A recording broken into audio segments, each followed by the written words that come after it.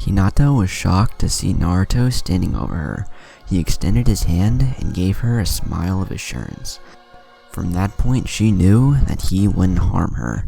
She took his hand and used it as support. Hinata stood, but wobbled a little before Naruto grabbed. "Are you okay?" Naruto asked with concern. "I'm fine, Naruto. Just a little weak, that's all." "By the way, where am I?" Hinata asked out of curiosity. "You're at my house, Hinata. Allow me to introduce myself. My name is Nyce456-After Naruto." Nyce extended her hand for Hinata to shake. Hinata took the lady's hand and shook it. "Nice to meet you, Nyce. I remember hearing your name from a guy. He said that you were known as the Steel Mistress. If I'm here, then that means..." Hinata was caught off by Naruto. "I asked Nyce to remove the seal from your head," Naruto answered. Hinata looked at Naruto with sad eyes.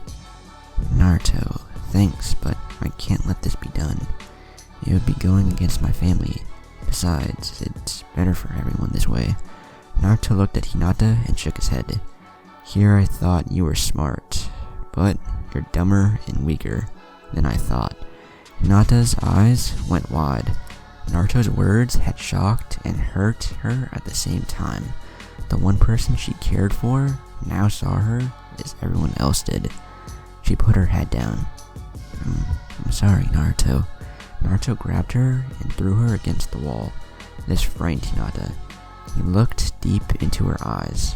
"Tell me, Hinata, is this what you want? Do you really think that it's better that your father disowned you? Do you think that it's for the better that you are now a slave in your own home? Do you think it's better to have a division in your family?" "Huh?"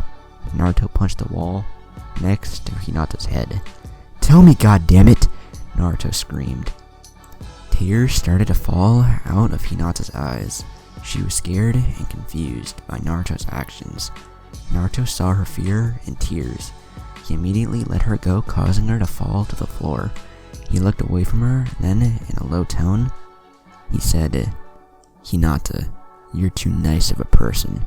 If I learned anything, is that when you are too nice to people, they will walk all over you. I know you're not happy, and I know you don't think having the seal is for the best. So tell me, Hinata, what do you want?" Naruto asked. Hinata thought about what he said for a minute. She stood up and wiped her tears. "I want to be strong like you, Naruto." Naruto chuckled at that. "You think I'm strong? Yeah, I can beat a few people, and I can." Hinata quickly cut him off. "That's not what I meant. I mean, you never gave up even when people would put you down. You stand up for what you believe in, and you are willing to fight for it. The strength that you have isn't physical. It's more in your attitude. To be more precise, it is your confidence and utter belief in yourself that makes you strong. So when I say I want to be strong like you, that's what I meant." Naruto looked at Hinata with a serious expression. "Then why not just stand up for what you believe in? Hinata, things aren't going to change if all you do is wish them to. You want to make a change, you gotta do it yourself. Hinata, you're stronger than you think. I think what's holding you back is that you're trying to live up to everyone's expectations but your own." Hinata thought about what Naruto was saying. She hated her lack of confidence, but she also hated the division in the Hyuga clan. She always wanted to change the Hyuga clan and become Naruto's girlfriend. Seeing that the latter was out of the option, she decided then and there to focus on the former. Hinata realized what Naruto did for her. He wasn't trying to be mean. He wasn't trying to insult her. No, he was trying to make her see that crying all day about her family issues wasn't going to change it. Action would. Hinata hugged Naruto, who was a bit shocked by the embrace. "Thank you, Naruto. I think that removing the seal will be the first step to change. I don't know how I'm going to change my family, but this is a start. Hinata, I told Neji that if I became Hokage, I would change the Hyuga. That isn't going to happen, but by helping you, I would be helping just a little to make that change. Hinata, if the Hyuga clan is to change, then it'll be on you to do so," Naruto told Hinata. "I know," Hinata responded. Well, if you guys are done with all that touchy crap about making changes, can we get on with removing the seal? This isn't an easy process by no means, you know, Naya said, tapping her foot impatiently. Naya, will it be painful, and how long will it take? Well, I'm not going to lie, it might hurt. I don't know, because you're the first that I've removed the seal from. It isn't easy to do, but it is removable. Also, the process will take anywhere from 3 to 7 hours. Follow me, Hinata. I will take you to one of my sealing rooms. Naya motioned Hinata to follow. Hinata did it, but looked back when Naruto didn't follow. Naruto, aren't you coming? No, Hinata. I'll wait out here until the process is done. I got word from my clone via radio. After my clone left Tsunade's office, I was informed that she put together a team consisting of everyone from our graduating class and Neji's squad to take a look for you. When you're done having the seals removed, we're going to meet them at the border. I will inform them of my actions, and we will devise a plan from there. I'm sure they will go along, Kiba, Shino, and Neji especially. Naruto flashed Hinata a reassuring smile. Hinata nodded in understanding and followed Naya, who told her to hurry. Naya and Hinata entered her seal room. On the floor was a seal that Hinata had never seen before. The room was slightly illuminated. It reminded her of being in a cave with a torch. Naya went to the far end of the room and came back to where Hinata was standing. She had what looked like blood in a valve, some other containers with various colors of dye, and a syringe. Okay, Hinata, lay down in the middle of that seal. Hinata did as she said. Naya placed the items on the floor outside of the seal. She grabbed the blood and syringe. She placed the blood down and a green liquid down next to Hinata. She took the syringe and grabbed Hinata's arm. Hinata, I'm going to need your blood. The seal is tied to you by your blood, so in order to free it, I'm going to mix your blood with the hog's blood over there. I'm sure you're aware that hog's blood is used for the seal. I'm also sure that whoever placed the seal in you liquefied a leaf and then drew the cage seal. They then used the hog's blood mixed with your own and traced over the markings in the middle of the seal. Yes, but when my father did the hand seals to activate it, I felt the searing pain in my body. Then I passed out, Hinata informed her. The hawk's blood represents the caging of the bird.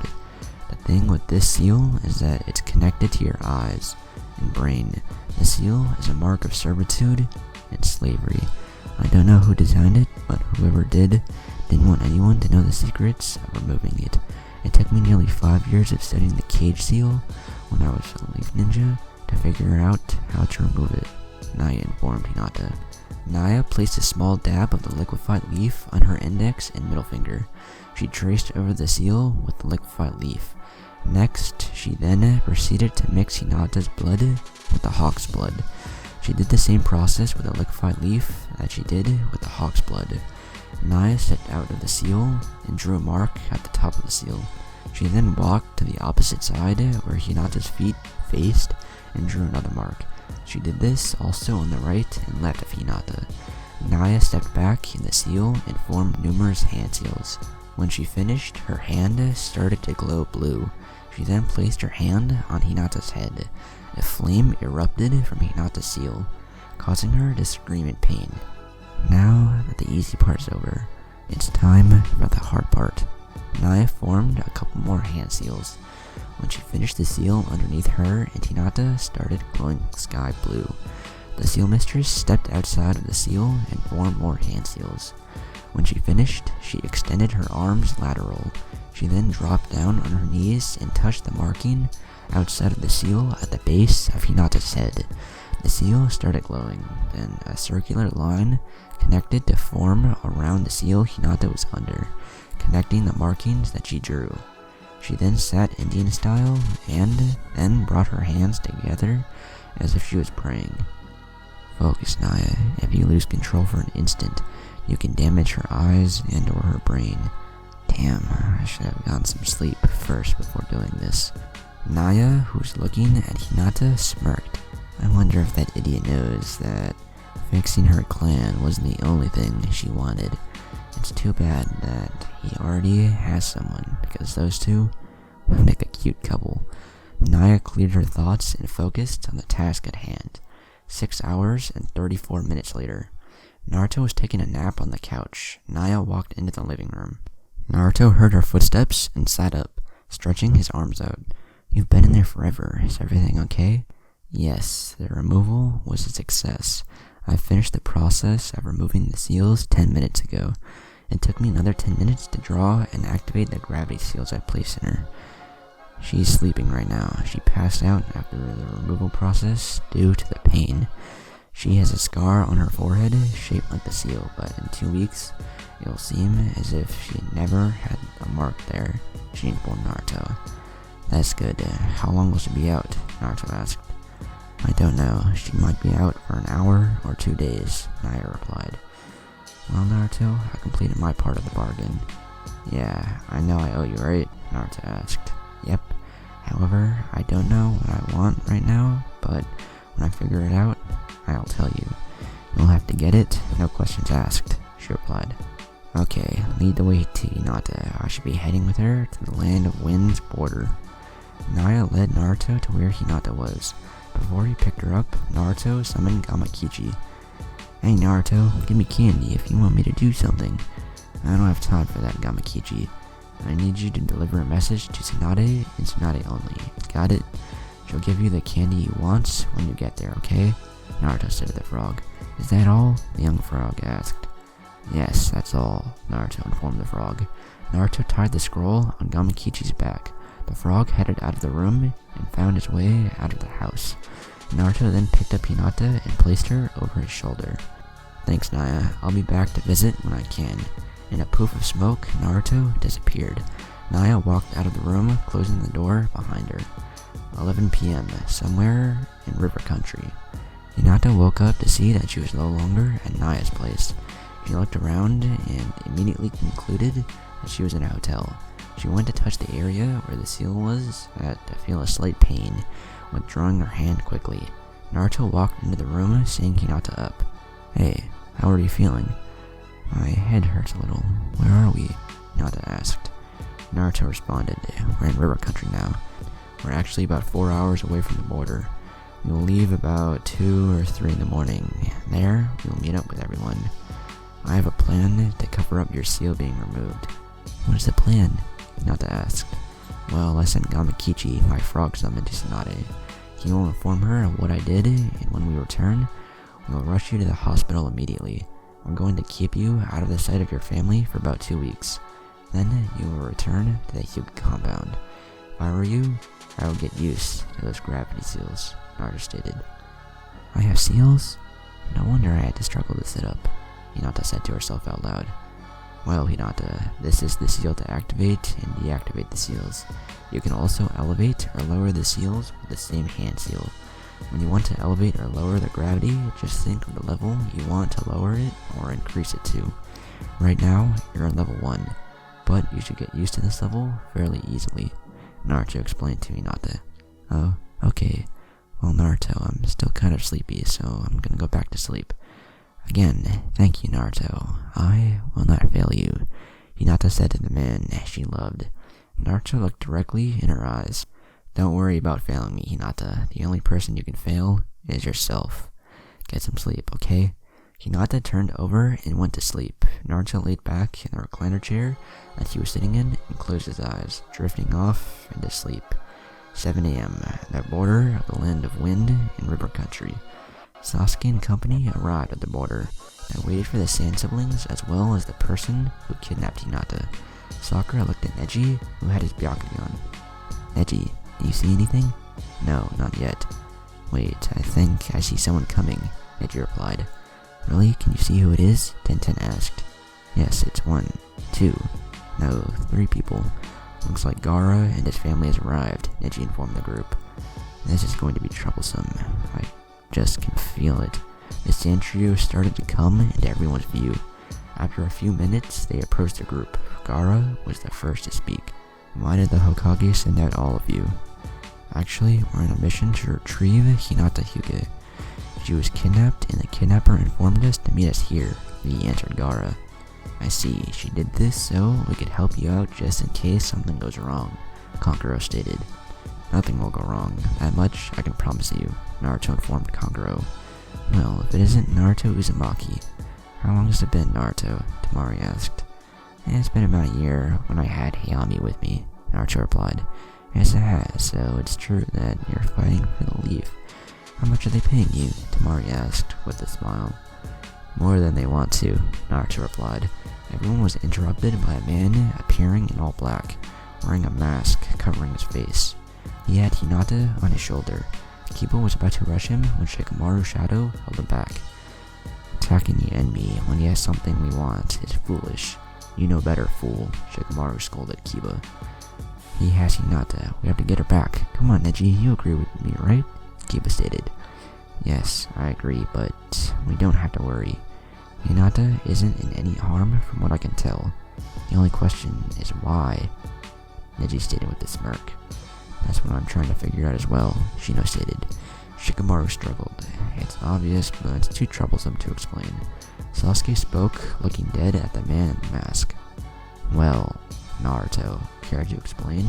Before anyone could turn around, a kunai came flying from Sasuke's hand and pierced Naruto in the heart. Everyone, with the exception of Shino, Neji, and Shikamaru's eyes went wide. What the hell did you do that for, Sasuke? Ino screamed at the Uchiha. She, like everyone else, was surprised to see Naruto disappear in a puff of smoke. What? You mean we've been traveling with a shadow clone? Where the hell is the real Naruto? Ask Naruto. He's standing over there with Hinata, Neji replied. Ino, Sakura, Tenten, Lee, and Shoji were surprised. The Sand siblings wore no expressions that betrayed their emotions. Naruto pulled off his mask. I should have known I couldn't pull a fast one on you, Shikamaru, Sasuke, Shino, and Neji. When did you guys figure it out? When we all stopped to set up camp around the campfire. Kiba went to slap you on the back for a joke you made, but quickly avoided being hit. Instantly, Shino, Neji, Sasuke, and I looked at each other. That's when we knew. When everyone went to sleep, we came to the conclusion to play this out and see where it went. So Naruto, did you get the seal mistress to remove her seal? Sasuke, Shino, and Neji, along with the rest of the group, looked at Shikamaru with stunned expressions. Naruto smiled at Shikamaru. You're too smart for your own good, Shikamaru. Yes, her seal is gone. You know so much. Can you figure out what's my next move? You need us to say that we defeated and killed the person that took Hinata, but she was injured and will need to spend some time in the hospital, correct? Shikamaru waited for a response. Damn, Shikamaru, how can a lazy ass like you be so perspective? Naruto asked. When I figured out what you did, I thought of many possible moves you could make. Forget it, it's too trouble. My fan hit him over the head before he could finish that word. If you say troublesome again, so help me I will. Temari was cut off by Sasuke. I assume Tsunade isn't on this, the Uchiha asked. Yes, I informed her of it yesterday, Naruto answered. Let's get going. We should arrive there by tomorrow morning. We have only one day to rest there before we go to Water Country, Gara informed everyone. Kiba walked up to Naruto. I'll take her if you don't mind. Naruto handed Hinata to Kiba, who took off, leaving everyone behind. Everyone followed suit except for Neji, who stayed behind, lost in his thoughts. So, the seal can be removed. I think I should talk to Naruto about it while we're in Water Country. Neji disappeared where he was from and headed in the same direction as his team, somewhere in the land of tea. Kakashi and his squad, which consisted of Yamato, Sai, Aoba, and Raido, were walking along a dirt road on their way back to the Leaf Village. Tsunade assigned Kakashi and everyone else an A-rank mission. Their mission was to protect Jirocho Wasabari, the head of the Wasabari clan, as they escorted him to and from the land of Earth. They ran into a couple of rock ninjas, but nothing too serious. It was a long mission, and everyone couldn't wait to get back to Konoha. I'm sure glad that this mission is over with. I can't wait to get back home and just relax, Aoba said in a tone that illustrated his relief. Yes, I can't wait to get back home either, but I can't really complain. The mission wasn't that hard, Yamato stated. I suppose not. That could have been worse, Raido stated. Raido, Aoba, and Yamato were chatting, while Kakashi was reading his book. Sai, who wasn't really paying any attention to them, had his eyes fixed on the sky. Yamato, who was laughing at a joke that Ayoba made, turned to look at Sai. "Hey Sai, what's the matter?" "That bird, it's gorgeous," Sai said. Yamato looked at Sai, then let his eyes trace Sai's line of sight. When he saw what Sai was looking at, his eyes widened in shock. Ayoba and Raido looked at him as well. Both curious as to what the two were looking at, looked at the sky. The two instantly became shocked as well. Kakashi was still walking when he realized that everyone got quiet. He turned around to see everyone fixated on the sky. Kakashi, curious, looked up to see what they were looking at. His right eye showed his visible shock. "Kakashi, you see that?" Raido was the first to speak. "Yes, but I don't believe it. We have to tell the Hokage what we saw. No more wasting time. Let's hurry and get moving," Kakashi ordered. Sai looked at Kakashi. "Kakashi, do you know what type of bird that is?" Kakashi, eye focused on Sai. "Yes, that bird is the god of all birds. It is the legendary phoenix." Kakashi turned around and disappeared from view. Everyone else did the same except for Sai. He continued to look at the enormous bird, covered in blue flames, flying miles overhead. "I will draw that bird when I get back home. A creature of such beauty needs a portrait in its honor." Sai took his eyes off of the sky and followed suit, vanishing into nothingness. Cloud Village. The Raikage sat at his desk. He got word back from a Mizukage who was willing to hold the meeting. The Raikage smiled at this, knowing that his plan was coming along. His assistant came into his office. "Sir, Koen, Kumoko, and Kadan are here to see you." "Send them in, Momiji." The Raikage motioned for her to send them in. Koen, followed by Kumoko, a girl in her early 20s, who had long flowing red hair and blue eyes, and Kadan, a man who looked to be around the same age as Kumoko, had short brown hair and brown eyes. All of them were dressed in the standard Jonin uniform. The Raikage motioned for them to grab a chair and sit in front of his desk. "I'm sure Koen has given you all the details about you two being here," the Raikage asked the two other Jonins. "Yes, sir. He informed us that we will be your personal escort to the Land of Water. Sir, I was wondering if Naruto Uzumaki was going to be there." He looked at Kumoko and smirked. "Yes, however, you are not going to go near him while we are there. We will not attack anyone from the Leaf, or anyone connected to them while we are there. Is that understood, Kumoko?" "But sir, he's the one who..." Kumoko was cut short by the Raikage. "Yes, he was the one who killed your father. I know. No offense to you, but your father, Mild Sensei, was a fool. Had he become Raikage, he could have had the backing of a village to carry out his dealings. I didn't know the complete purpose of the Akatsuki, but I do know that 9 or 10 people, no matter how elite they are, don't equate to the power of a village. Your father forgot that when he decided to retire to pursue his quest for power," the Raikage stated. "Sir, let me take him out. This is all that I request, sir." "I have never requested anything from you, sir. Nothing," Kumoko pleaded. "I'm sorry, Kumoko. You will not try to kill him while we are there," the Raikage informed the girl. "The Raikage is right, Kumoko. Besides, what good are you to the Cloud Dead?" Kadan said with a smirk. "What the hell are you trying to say?" Every word was said through the gritting of her teeth. "He's trying to say that if you go up against the Golden Fox, you are going to die. Kumoko, granted you are strong, but you still don't compare to your father. That man killed your father. Face him would mean certain death," Koen answered for Kadan. She tore her gaze from Koen back to the Raikage. "Sir, if I can't kill him there, can I kill him when we move to the final phase of the plan?" The Raikage leaned back in his chair. "Seems Koen told you the plan, but he failed to mention that I have given him the assignment of killing Naruto Uzumaki and Sasuke Uchiha. I don't know if he has anyone close to him. Wait a minute. Yes, this is perfect. Kumoko, you won't kill Uzumaki, but you will take someone that is precious from him away. Kohen smiled at what the Raikage was implying. You mean Ryuho's little girl, don't you, sir? Yes, for a man to slaughter close to 300 ninjas for a little girl reveals his deep care for the girl, does it not? The Raikage asked, not really expecting an answer.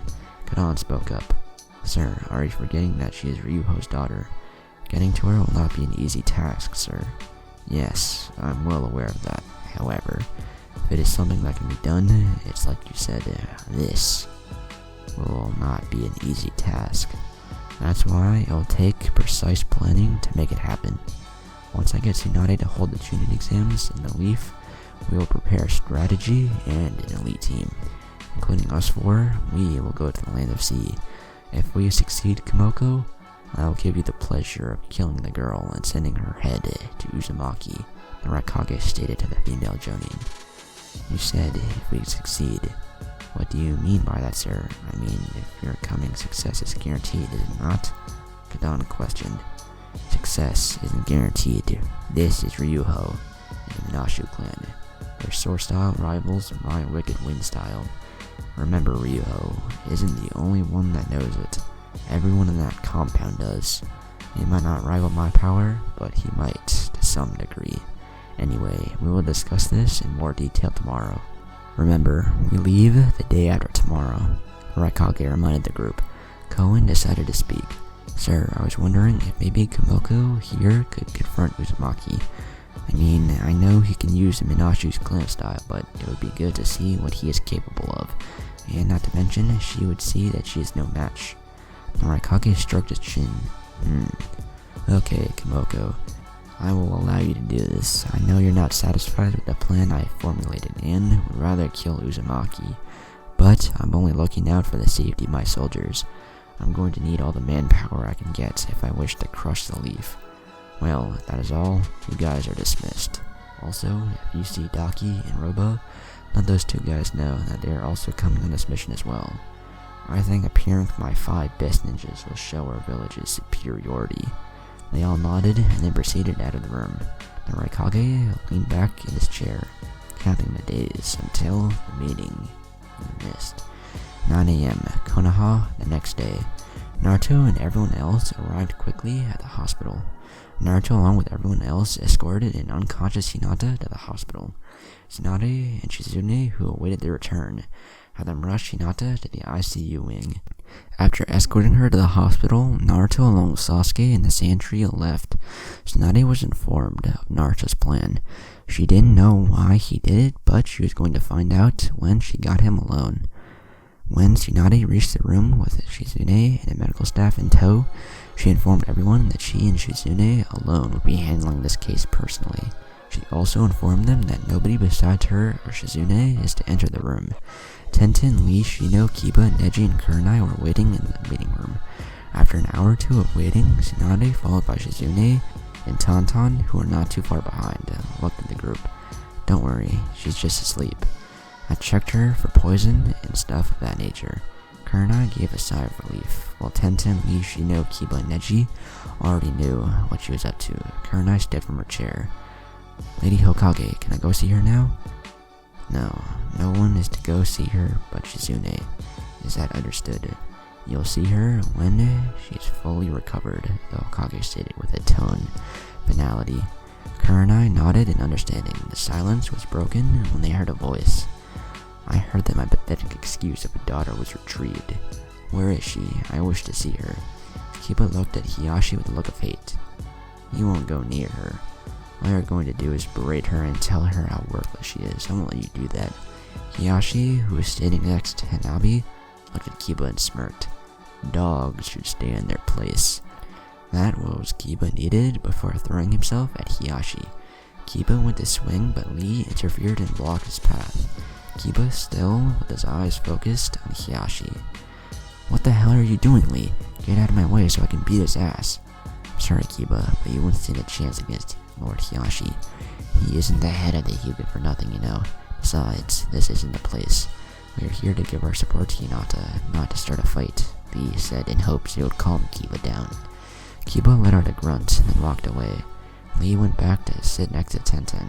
Hiyashi looked at Tsunade. Well, can I see her? No. she said flatly. His eyes narrowed. What do you mean, no? I mean, you're not going to see her. You will see her like everyone else when she is fully recovered. I don't care if you're her father or the head of the Hyuga. I said no, and that's that, Tsunade told Hiyashi. Hanabi looked at Tsunade with worried eyes. Lady Hokage, is Hinata okay? Yes, she'll be, from what I can tell. Just give her time to recover. Hanabi was now breathing a sigh of relief. Hiyashi motioned for Hanabi to follow. Tsunade looked at the group. I think you guys should leave. Besides, I expect you all in my office in the next hour. I'll be going over the duties while I'm gone, okay? They all nodded. Tsunade, followed by Shizune and Tauntaun, left. At the hotel, Naruto knew he had to meet Tsunade in her office in an hour. She informed him and everyone else before they left. Naruto was glad to be back with her with Yumi. Naruto was looking around the room for Yumi, but couldn't find her anywhere. So he decided to go next door to where Mai was staying. Naruto knocked on the door and Mai opened up. Upon entering, he saw Yumi and Jiraiya. So, what are you guys doing in Mai's room? Well, we're just relaxing. We just came from breakfast. Jiraiya treated surprisingly, Yumi informed Naruto. You have money to pay for the breakfast. What about the money you owe me from the time we went looking for Granny, huh? Naruto asked. Jiraiya put his hand to his chin as he was thinking. What money? Naruto was about to choke his sensei, but Jiraiya looked at him with a serious expression. How did it go? Naruto looked at his sensei. It went okay. She'll probably be asleep for a couple more days. She woke up when we were in River Country, but fell back asleep soon after. You were there when Gamakichi informed Tsunade, I presume. Yes, I was. Naruto, take a walk with me. We need to talk. Jiraiya stood up and walked to the door. I just got back, and during my time in this village, I haven't really spent any time with Yumi, Naruto told Jiraiya with an expression on his face that displayed his unhappiness. Tough. If you wanted to spend time with her, then you should have never decided to get involved in this conflict. Besides, Yumi isn't going anywhere. You'll have the rest of the day to spend with her. Naruto thought about what he said. Okay, I have to meet Tsunade in an hour, so we can walk and talk on the way there. Both of the men exited Mai's room. Naruto, you should really watch out for Yumi and Mai.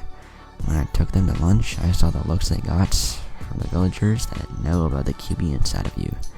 Naruto, I will look after them as much as I can while you're gone, but I can't always keep an eye on them.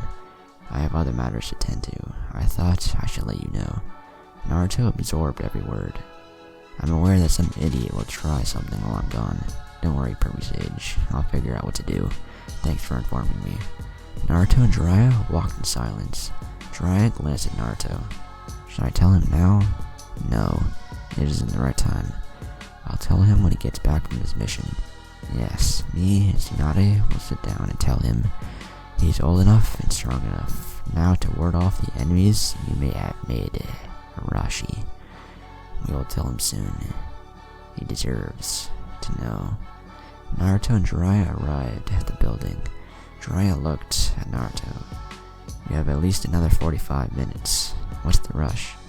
There's no rush. It doesn't make sense to go back and see Yumi. So I'll go upstairs and wait. You coming? Naruto asked. No, actually, I have to go and take care of that business I was talking about. Later, Jiraiya disappeared in a poof of smoke. Naruto wondered what he had to deal with, but just shrugged it off and went upstairs. 30 minutes later, Naruto sat in Tsunade's office by himself, just waiting. The first person that walked in was Shizune. She was startled by Naruto. Oh, Naruto, you scared me. I wasn't expecting anyone to be in here, you know? Shizune, where's Granny? I thought we were going to meet her here. Shouldn't she be early? Naruto asked the medical ninja. She usually comes just on time. I'm just here setting things up. I know it's not your job, but would you mind helping me? Naruto shook his head and got up to help Shizune place mats around the room. During those 10 minutes, a number of Jonins filled into the room. Tsunade came in with Koharu and Homura. They all sat on the mats placed around the room. Tsunade began. Okay everyone, I'll be giving out your assignments while I'm gone. I expect all the Jonins to be stationed over the village in critical areas. Have sent notices informing Jonins of their tasks, which will be to patrol the village. If they see something suspicious, They are to report to the Jonin stationed in that sector. As for the Genins, their instructor will give them the orders to watch over the hospital, the ninja academy, and the civilians. Ibiki, you are to inform all Anbu members that they are to patrol the outside of the village. If a sneak attack comes while I'm gone, I want to show that our village will not fall, even in my absence. Kunai raised her hand to speak. Are you going to divide the Jonins into squads or what? Everyone has shifts. When the Genins go off duty for the nights, I expect my Jonins to pick up their slack. However, you will be divided into groups. The group placements is in the pamphlet that Shizune is passing around. This was designed in accordance to your skills and how well you work with one another. Tsunade answered the Jonin. Another Jonin raised his hand. Lady Hokage, why are we doing a 5-hour rotation instead of an 8? I thought it'd be obvious. It's because the door to the room busted open, revealing Kakashi, Raido, Yamato-sai, and Nyoba. Tsunade looked at Kakashi. What is the meaning of this, Kakashi?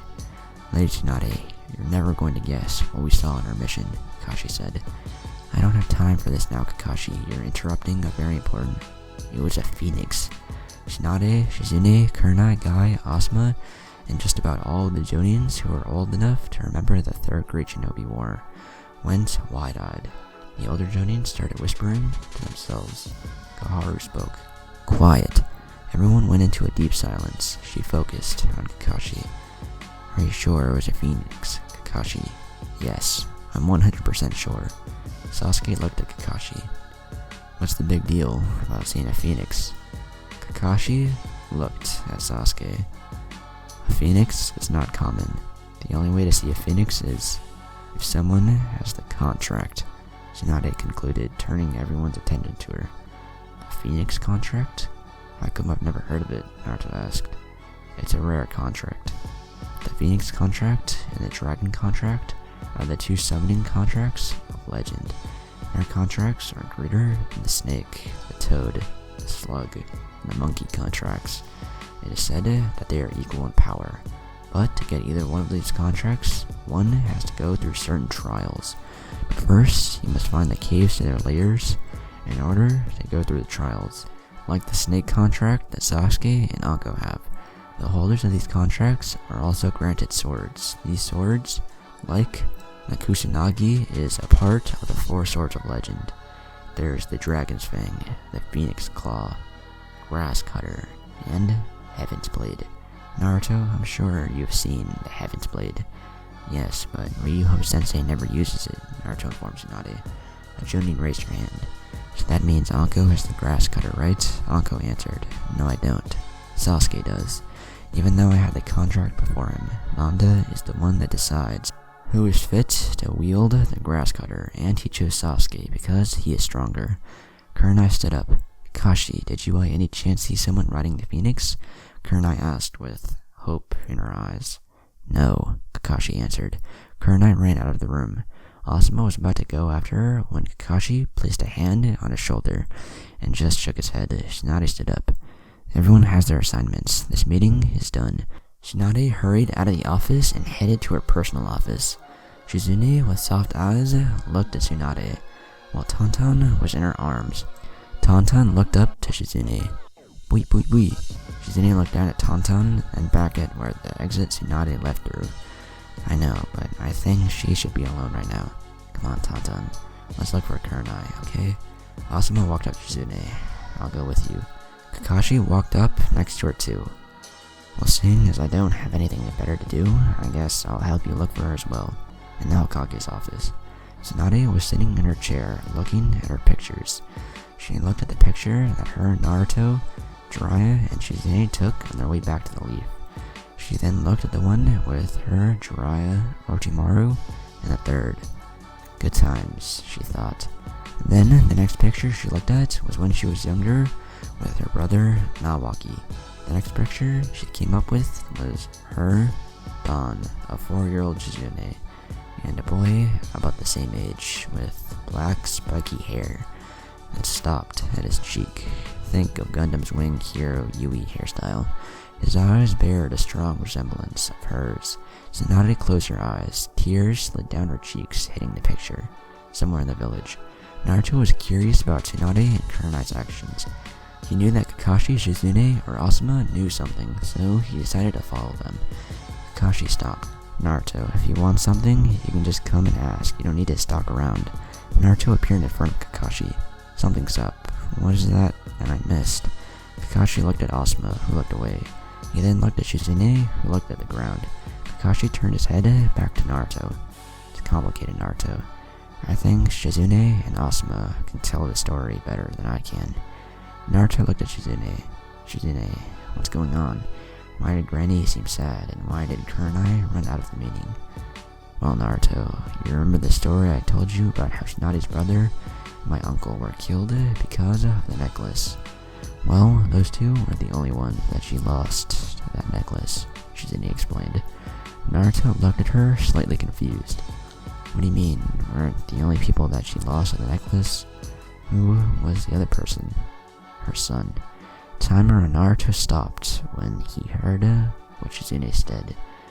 Shizune gathered herself, then continued. You see, Naruto, Tsunade and my Uncle Don had a son. His name was Sendaru. Not many people know that. Well, not the younger generation anyway, because he died 18 years ago. He was the reason why Tsunade left the village. When my uncle died, she was sad. Sad beyond belief. But my cousin and I filled the void. He more so than I, because he was her child. Oh, so that explains Granny. What about Kurenai? Naruto asked. He was on our team, Asuma answered. He pulled out a cigarette, lit it, and took a long, as he closed his eyes. He blew out the smoke and continued. You see, Kurenai, Shizune, and Sendaru and myself all graduated the academy at 9. We weren't the best students, but we weren't the worst either. Sendaru, Kurenai, and I were placed on the same Genin squad. It's funny when I look back at how much she liked Kurenai back then. But she ignored him and treated him badly. History does repeat itself, in a sense. However, when we were 11, we were on a mission. Kurenai was in danger. I was low on chakra, and somehow Sendaru saved her. He gave this big ninja monologue about how he would protect her with his life and such. Never did remember that speech. That was the turning point of their relationship. Kurenai and he were joined at the hip. Oh, I see. He has the Phoenix contract, doesn't he? Naruto asked. Yes, no one knows how he got it, but all I remember is him requesting for some time off. This was when he was 12. He was missing for about how many weeks, Shizune? 3 weeks, 5 days, 4 hours, 22 minutes, 11 seconds. Everyone gave her a weird look. What? That's what Hinata kept saying while she scolded him in the hospital. Asuma slowly turned away from Shizune. Okay. Anyway, he was missing for 3 weeks, but he came back bruised and injured. Turns out that he has the Phoenix contract, which was nothing more than a bedtime story that ninja told their kids. Asuma continued. Over the next year, we took the Chunin exams and passed at the age of 13. Sendaru's skill was rising. Some say that he was on his way to becoming a Jonin, and might possibly pass the Sannin. In fact, he turned down Anbu numerous times. His chakra control and taijutsu were excellent. Benefits of being a Sannin, who is a medic ninja's son. His ninjutsu was excellent, and his genjutsu was fairly decent, but nothing like Kurenai, who was an expert in it. During the next 2 years, his relationship with Kurenai developed. It wasn't puppy love, those two actually loved each other. During this time, we also fought in the Third Great Shinobi War. Funny thing about that war is that you always lose something close to you. Shizune lost a cousin, Kakashi and I lost our best friend, and Kurenai, a lover, and Tsunade, a son. So, how did he die? Naruto finally asked the dreaded question. Shizune spoke up. Asuma, Kurenai, Genma, and Shikaku, Asuma's, Kurenai's, and Sendaru's junior instructor. We were placed on their squad for support, me as the medic and Genma for his physical skills. We had a mission that brought us near the land of lightning. We were confronted by a couple of ninjas from the cloud. We were fighting for our lives. Shikaku was busy fighting off a Jonin, while we were stuck taking on the other 3 ninjas. We took down 2 ninjas at the cost of injury. Kurenai, Genma, Asuma, and I were out of the fight. Sendaru, as good as he was up against a ninja who seemed to have more experience, but Sendaru did a move that she was working on in secret to ensure our survival. Flashback. In a grassy field, two warriors stood about to face off. The young kid looked tired, like he was doing all he could to stand. The slightly older man was panting, but he wasn't as bad as the kid. The cloud ninja looked at the kid. "It's over. It ends here." Sendaru closed his eyes, smiled. "Either way, it does end here." Sendaru brought his hands together with only the index fingers pointing upwards. Shizune, Kurenai, and Genma were on the ground behind him. He turned his head and looked at Shizune. "Shizune, Talakasan, I'm sorry. I have to do this.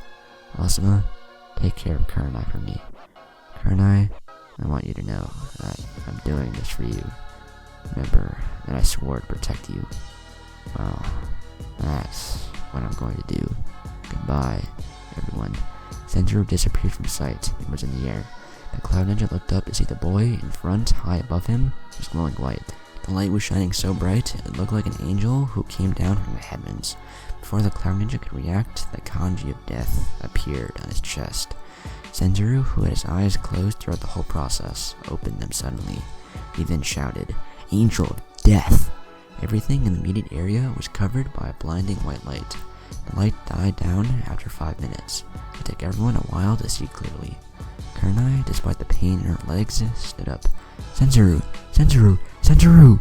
Asuma slowly walked up to her and put a hand on her shoulder. "Kurenai, he's gone." "He's not gone, it's just one of his sick jokes. He'll come out any minute. You'll see. You'll see." She fell to the ground and broke down crying. Shizune was crying hysterically. Genma went to comfort her. Shikaku walked back to the group. His fight was over. The ninja he was fighting faded with the light. He looked at his group and saw Sendaru missing. Genma, who was holding a crying Shizune in his arms, looked at Shikaku and shook his head. Shikaku looked at the ground when a gleam in the grass caught his eye. He walked to the spot to find the first Hokage's necklace. He put it in his pocket. He was not looking forward to telling Tsunade that her son was dead.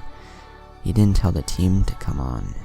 He let them stay there and mourn the loss of a friend and a teammate. And a flashback. "So he sacrificed himself for you guys?" Naruto asked. "Yes, that's why his name is on the memory stone. When Tsunade got the news, she immediately left the village. I followed her as well. I left my home, but it was hard staying in a place that was a constant reminder," Shizune told Naruto. Kakashi spoke. "I doubt that another person has found the Phoenix Layer. I didn't want to give Tsunade or Kurenai false hope, but I didn't think it would be right to hide what I saw. This is very enlightening. I'll be going. Thanks for the info, guys." Naruto disappeared. Kakashi looked at Asuma and Shizune. "Let's find Kurenai." They nodded and continued walking. In another part of town, Genma was telling a similar story to Guy and his squad, and the group from the Rookie 9, excluding Naruto and Hinata. "She never said anything," Sakura said, feeling bad for her sensei. "No, it's a touchy subject for her and Shizune. But if what Raido, Kakashi, Yamato, and Sai saw is true, then either he's alive, which is impossible, or someone else has the contract," Genma replied. "Why is it so hard to believe that he might be alive?" Sasuke asked. "You're a Jonin. Take a look at the technique called the Angel of Death in the scroll library. It's an S-rank jutsu that is hard to perform. The technique is a self-sacrificing jutsu, but it will take out anyone once it locks on the target. There is no escaping it, and no way of surviving it," Genma said, so Sasuke would understand. "What do you think is going to happen now?" Neji asked. "I don't know. I guess the truth will come to light. We'll find out soon enough if he's dead or if he's alive. That will determine whether there's a new user of the contract," Genma told him. Guy was a bit skeptical about Sendaru being dead. He never did recover the body, but the technique is believed to erase the person from existence. "I don't know, something is telling me that he is alive, but it's like Genma said, we'll find out soon enough." Minashu compound in the Land of Sea. Ryuho was outside in the back with Hayami. They were practicing with wooden swords. Hayami lost balance when she went to swing at her father. He sidestepped, then tripped her. She fell to the ground face first. He pulled the wooden sword to her neck. Hayami, that makes this the 3rd time today you would have been killed. You're getting better, but your footwork needs fine-tuning. He extended his hand for the girl to support. She didn't take his hand. Instead, she got up on her own. She jumped 3 feet away and positioned herself. Father, let's go on. He looked at his daughter and saw that she wasn't going to take no for an answer. Okay, but this is the last time for today. The girl immediately charged at her father. He went on the defensive, blocking every blow from her. He was smiling to himself, glad to see her improvement. Naomi jumped in the air and swung the sword at her father's head. He leant back. The wood blade came an inch away from his nose. She did a couple more strikes, which he blocked. 15 minutes later, Hayami found herself in the same position. That's enough, Hayami. Get up and go clean yourself up. We will continue this tomorrow, Ryuho said to his daughter. She nodded, then headed off to the house. Ryuho smiled at her as she ran to the house. He turned to his left. It's been a long time, hasn't it, Sendaru? The man with the black cloak removed the hood. Yes, it has, Ryuho. You do know why I've come. Ryuho walked up to the man. I can only guess that it has something to do with this war. Yes, old friend. Just like me, you're going to get pulled into a war that you don't want to be involved in. Ryuho turned to look at the sky. I know, someone will come for my blade, and I'll have to fight to protect my family. Can I ask you a question, Sendaru? Sure. Why are you getting involved? Ryuho asked. No one can deal with him but me. What about Tsunade? Ryuho questioned. He has suppressed my mother, and she isn't trained for years. If she fights him, she'll die. I will not allow that to happen. My student Naruto can do it. No, he cannot. He has the 9 tails inside of him. I know, that Cloud is a Jinchuriki as well. Naruto and he might be on the same level, but Aisu, Hyakuya, and I are in a whole different class. I and Aisu clashed twice already. The first time was when I was 15.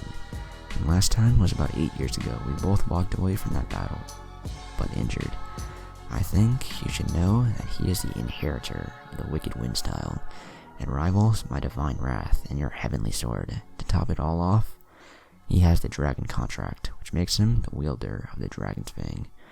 I haven't really trained hard in years. I know I'm rusty, but I'm sure you came here to tell me that the worst is coming. More or less.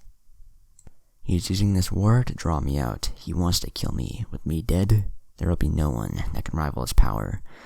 You're forgetting that I'm still around, Ryuho said with a sulky expression. Sendaru laughed. No, I'm not, but it's like you said, you're rusty. My real reason for coming here is about Naruto, actually. It's about Heaven's Blade. Yes, what will you decide? Sendaru asked.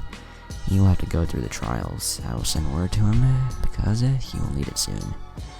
That's unnecessary. I will tell him, well, I'm in water country. I want to keep a close eye on Aisu. Also, I want to assess his skills. I heard the kid's fast. Can he use the Hirashin? Sendaru waited for a response. No. But if he could, he would be unstoppable, even without the Kibi. Ryuho informed Sendaru. Gravity skills? Sendaru wondered. Yes, why are you asking all this? Sendaru looked at the sky. Because if I just so happen to lose, he's going to be the only one that can defeat him. You may be right, but the last time he was here, his level was ×2. I don't know much about gravity seals, but I have an idea about the levels. So what level are you on? Ryuho questioned. Sendaru looked at him and smiled. I'm currently at level 6. Impressive as always, Sendaru? Ryuho and Sendaru turned to face Jiraiya. Sendaru gave the old man a warm smile. It's been a while, Lord Jiraiya. Yes, it has. So this war is about confronting you and world domination, so to speak, Jiraiya asked. You were listening in on us for the last 5 minutes. You already know the answer to that. So, how is she? Sendaru asked. He gave the man a smile. She's better now, but seeing you will definitely be a shock to her system. It's been 18 years since anyone has last seen you. Are you going back? Yes. As the heir, I have to protect the leaf. I will also go to see Kurenai, Shizune, Asuma, and Kasan again. But I'm not going back now. I have things to do and discover. Sendaru bit his thumb and rubbed his blood on the tribal-looking phoenix tattoo in his left forearm. He placed his hand at the ground, revealing a large phoenix with purple flames. He jumped on the phoenix's back and motioned for it to take off. While in the air, he looked at Jiraiya and Ryuho. I'll see you guys soon. The phoenix vanished in a burst of beautiful purple flames, leaving behind purple fiery feathers that burn out when they hit the ground. Jiraiya looked at Ryuho. He sure has grown from the last time I saw him 18 years ago. Far more than you know. I battled him about 8 years ago while in the Land of Wind. He actually confronted me. I had to use it, and still, we were dead even. I never tied with anyone in battle. That was 8 years ago. Add to the fact that he's been training this whole time. He is something to be feared, even by me, Ryuho informed Jiraiya. You're right, but if anything, the event to come will be interesting. Jiraiya and Ryuho both looked to the setting sun. Ryuho smiled. That it will. That it will.